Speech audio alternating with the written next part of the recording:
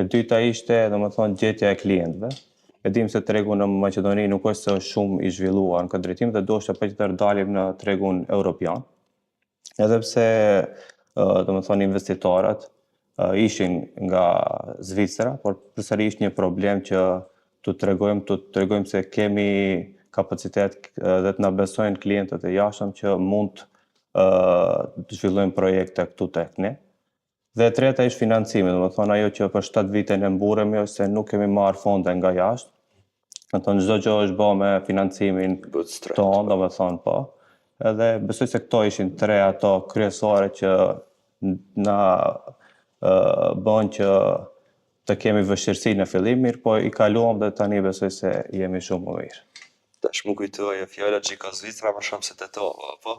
Domethënë ja u dëshmojmë edhe në Zvicër se një programer prej këtu, prej Tetov, prej në Maqedoni, mund ta kryejë punën ndoshta shumë fish më mirë se një programer atje në Zvicër.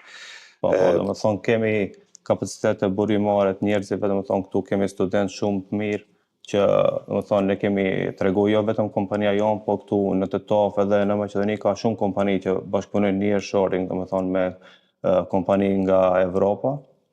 Domethënë dhe kjo është ajo që mburri me ne, domethënë se kemi kapacitete njerëzore që mund të bëjmë punë të mira në Evropë. Super.